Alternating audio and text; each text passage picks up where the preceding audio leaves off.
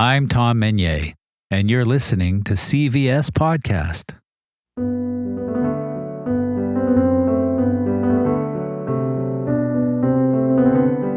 This is the second 5-part series in which Tom and David continue their discussions on matters of theological and cultural concern.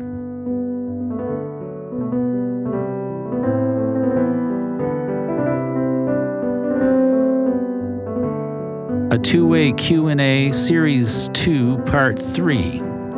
Questions on objectivism versus subjectivism and the roots of modern ideologies.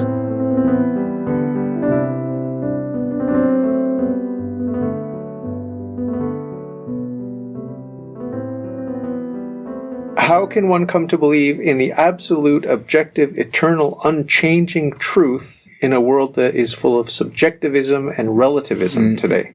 Okay, well, first, by rejecting the subjective and relativistic ideologies, the problem is not with subjectivity per se, as it plays an important role in the human experience. The problem is when the priorities and basis of perception and relationship are inverted so that truth is no longer the ultimate goal. I remember clear as a bell the first time I ever heard this notion that there is no absolute truth. I think I was about 19, and my twin brother was at university. I was not in university yet. I took a year off, I believe. So I would have been 18, I guess. And so my brother goes off to university and comes home one day, and that came out of his mouth, and I couldn't believe it. I never heard it before, and it took me a while to figure out that he got that from university, because sooner or later, over the course of months and years, I kept hearing it pop out of people's mouths all over the place, and it's like, where the hell did this come from? I mean, I went through life for 18 solid years and all kinds of different situations, and I never once in my 18 years of existence ever heard an adult say that out loud, and suddenly everyone's saying it. So, I mean, there's many cases of that. I'm sure that you've had the same experience. Suddenly, everybody's saying something, and in the same words, like a slogan. It had to come from somewhere. These are not original thoughts, but there's some seed that's been planted, some slogan that is coming from a source, and everyone's sort of getting on board at the same time. Whenever that happens, I get extremely suspicious, and I'm surprised that so few people seem to get suspicious over the same things. It's like, where did that come from? The notion struck me as absolutely absurd on the face of it.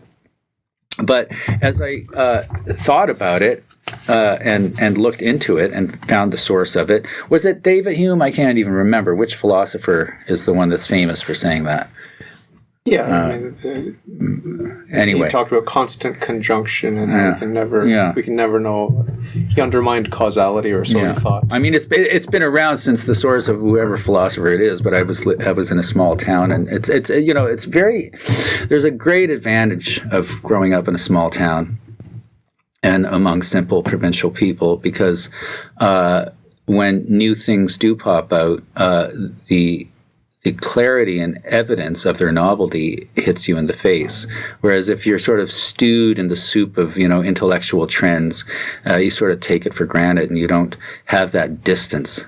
So I'm grateful for having lived in which I cursed in my childhood. No, it's a blessing. I'm very, very grateful for it, because I was able to get that distance. And there's so much worldwide trauma from the world wars. Even people that weren't in the heat of it and got off relatively scar-free cannot escape the psychological ramifications and the philosophical fallout. So there's no absolute truth. I concluded was kind of a psychological reaction. They clung on to this idea because of a certain resent at the dictatorships and the fascism of World War II, where you had leaders that sort of settled on this view of the world as an absolute truth, and and fought to the hilt and massacred millions for the sake of defending this absolute truth. And that's such a horrifying outcome that I began to understand why people would leap to that notion as a safety. Aha, see? Anyone who thinks there's an absolute truth will turn into a Mussolini or a Hitler. Once I understood that, because, I mean, like I say, the source of it goes back to probably the 1800s, maybe the 1700s. But suddenly it became a very popular idea. And again, the result of a world that's gone mostly materialistic and secular, taking less and less seriously the notion of the sacred and the divine, then what is there left? There is nothing left but relative truth. All there's left is our subjective, temporal, time-based reality.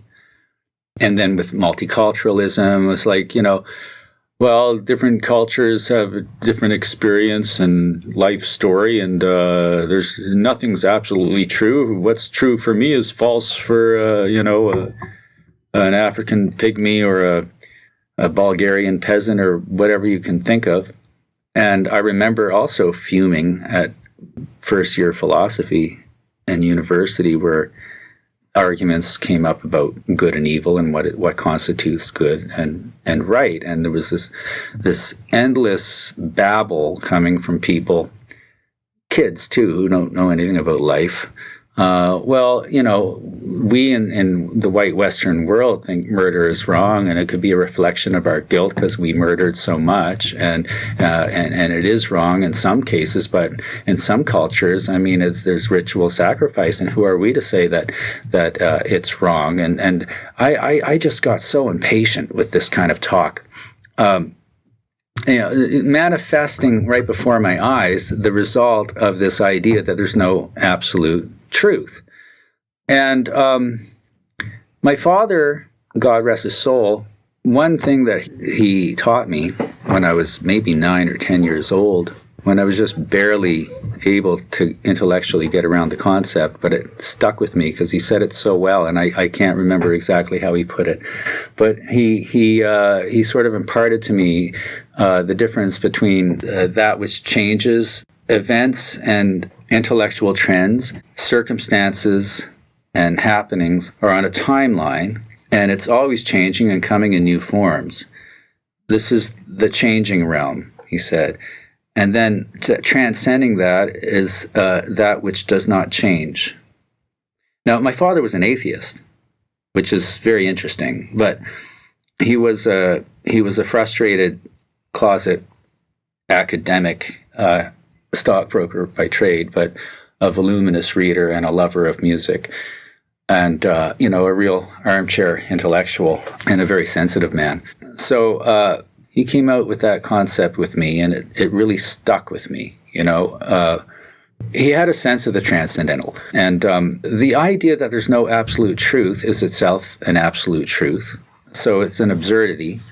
The fear of accepting that there is an absolute truth based on trauma.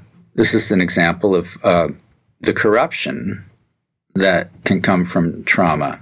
We have, the story of Job to settle that score.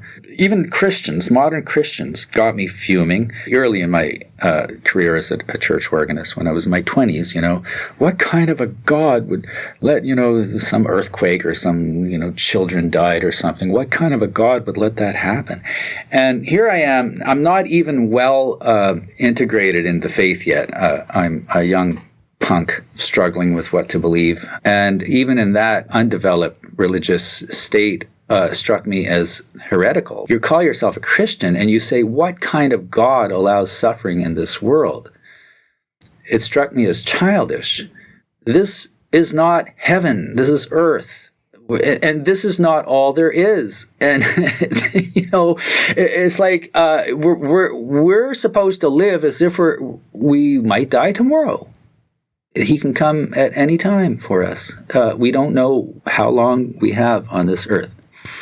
we're also supposed to believe that this is not the only reality. And we're also supposed to be brave. And we're also supposed to accept death and not be afraid of death. To me, those are just basic foundational principles. And then when something goes wrong, to say, what kind of God, is to kind of miss the whole point.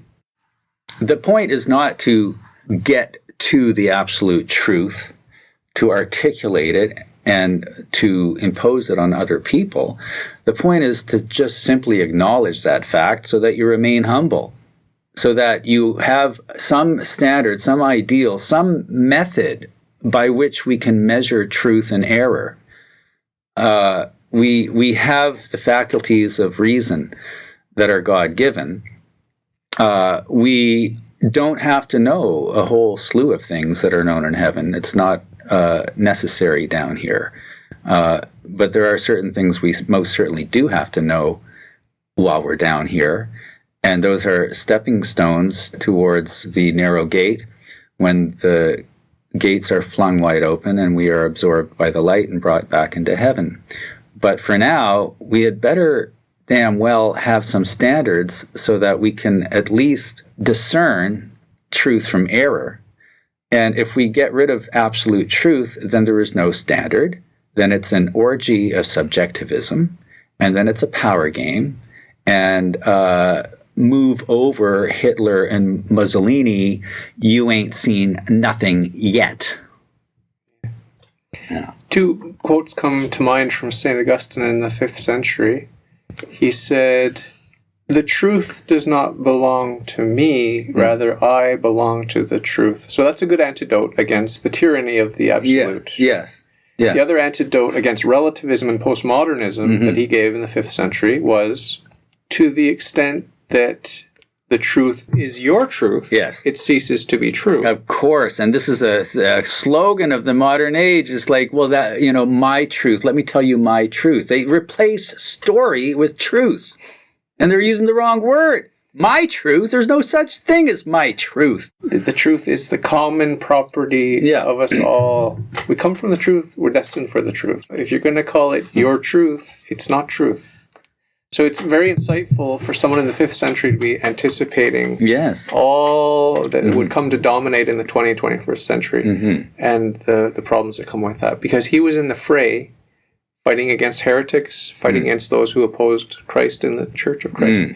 So he was in the fray, and he was encountering, believe it or not, he was encountering all kinds of ideas. He encountered the evolutionary ideas of an eternal world or great ages, and Hinduism. He refuted the ideas of modernism and of self-reliance. He refuted so many things, as did all the great saints who were involved in controversies in the church. Not all of the saints were intellectually involved in that battleground with the heretics, but he was heavily involved, as were many saints. So there really is nothing new under the sun. But like you said earlier, the technology is just advancing and accelerating it. And we were warned by Christ that things would accelerate at the end. So not to declare it's the end times, but it seems every indication is we're getting closer. I mean, we can't go backwards in time, so we're definitely getting closer to the end. Right? We're not getting further away from the end. We're getting closer to the end. That's it.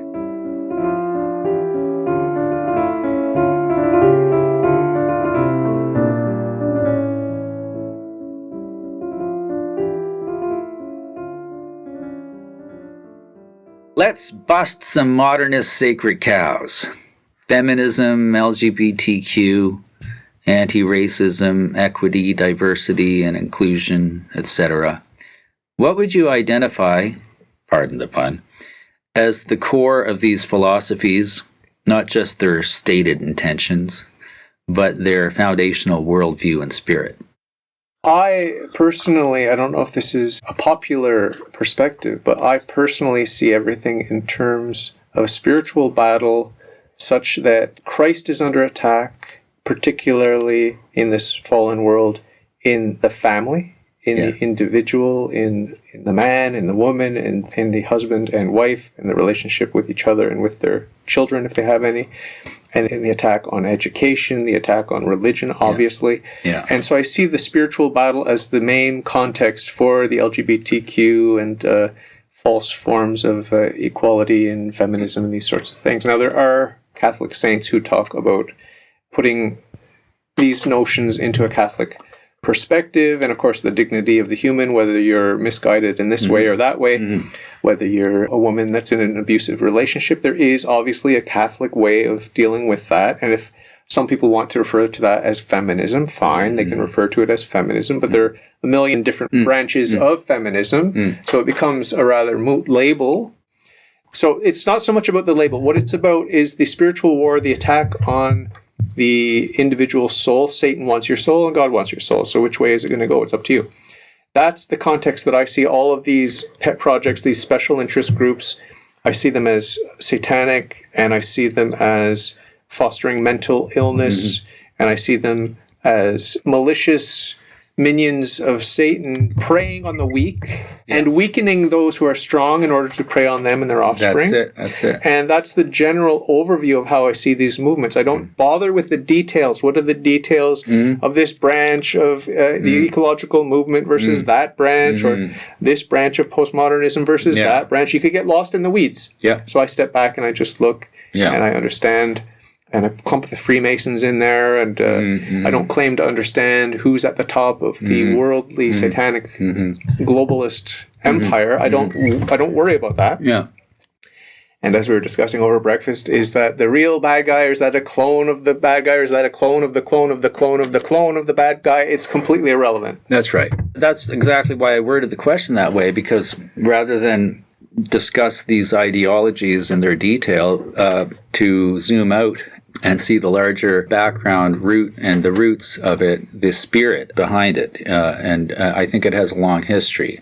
And I think that they represent, in all their manifestations and consequences, the fruits of a certain frame of mind, the fruits of a certain worldview that have been around for a long time.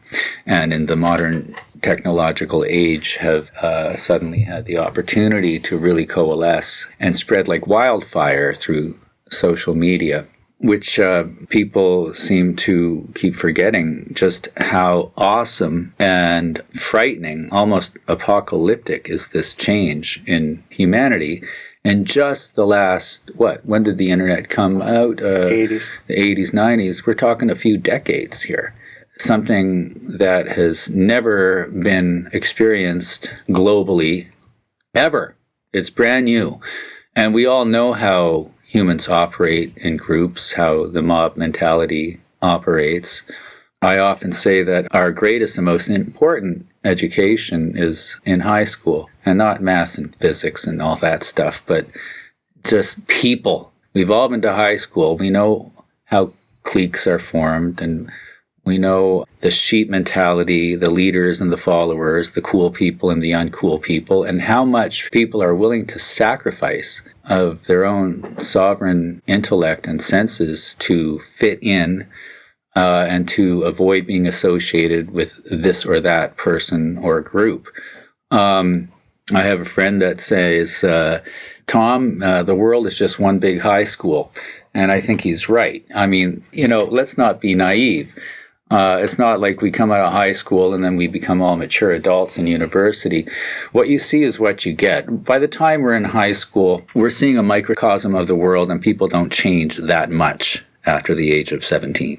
And so, but now suddenly, these peer groups and the way peer pressure operates is global and at the speed of light. And people get sort of sucked into these vortexes, algorithms, and quote-unquote conversations with strangers across the world, speaking anonymously and being infected with mind viruses on a daily basis. Just 30 years ago, every one of us was forced into solitude just by the conditions of our existence. There's always been that long walk to the bus stop or walk alone from school, your time alone in your bedroom, with no TV, maybe a radio, certainly not a cell phone. But now solitude is something that you can avoid easily and conveniently 24/7, just by pulling out that phone and getting into some stupid shouting match with some bimbo 1,000 miles away that's trying to take you down, or you're trying to take them down, and it's just white noise of distraction. I don't think one can underestimate the damage that this is doing psychologically, not to mention porn addiction and all these things that are affecting people at a younger and younger age.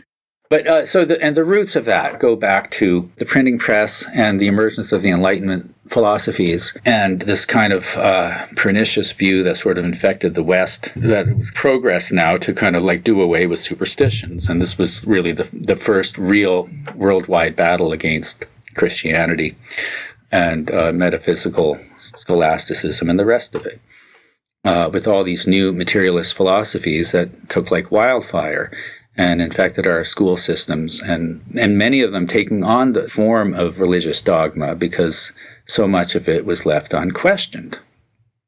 And if there were debates, it was debates between two equally foolish notions, but never measured against the old standards, because the old standards are considered, well, old-fashioned, and we've, quote-unquote, evolved, and we can do away with superstitions.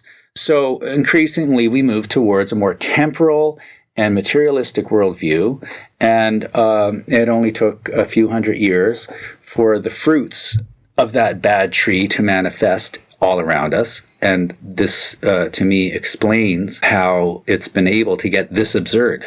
And I would use that word with no apology. One minor point to make, which is, I think, important, I think it was Chesterton who said that there's only one way to stand erect and balanced, and 1,000 ways to fall to the left or to the right. Mm-hmm. So that delicate balance of walking erect, and in the context of our Darwinian evolutionist nonsense worldview, which dominates explicitly and implicitly, this idea of standing erect is very important and very symbolic of the human as over against the apes and those knuckle draggers, right? So to stand erect, and I wanted to mention to you earlier that God's glory is man fully alive. That's what God's glory is, according to the saints, according to the church. That's it. So we are not apes, we're not fish, we're not tetrapods. We're not mitochondria, we are human. And like you said, it's a project, and we ain't there yet, but we can choose to move toward that, and by the grace of God, to become fully human for the glory of God, and it is the glory of God. Yeah. So there are a million ways. That's why there's so many branches of all these different false worldviews, and that's why we need to simplify and clarify and distinguish in broad categories, not only what is your particular branch of the worldview, but what is the root of that? What is the trunk of that? And so we can very quickly boil it down to something that's manageable, okay? Because we don't have time to try every sect of every religion and see which one is the best. Yeah. So we have no choice but to boil it down into broad categories.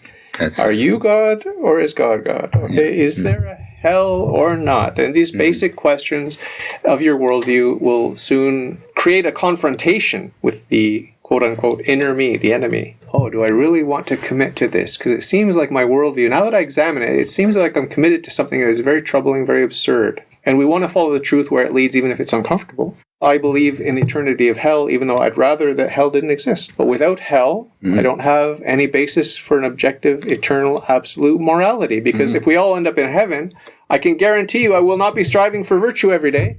So I need hell for morality, and I don't think I'm that different from other people, right? And even if I am the only one that's weak and selfish, which I don't think I am, but even if I am the only one, I still need hell. So we still need hell for little old me, right? So we can't have universalism. And so this examination is painful, and we have to follow the truth where it leads, even when it's uncomfortable. And I would prefer that everyone went to heaven, but the church teaches me that it's at least possible that people go to hell, and it's probable that a lot of people go to hell, but we don't condemn anyone to hell. That's the difference. That's it. That's the difference. It's all about the frame of mind that gives us the incentive for self-examination and self-correction versus the frame of mind that doesn't give us that incentive. And the frame of mind that turns the spotlight on your own soul rather than a judgmental spotlight on others, or the frame of mind that does the inverse.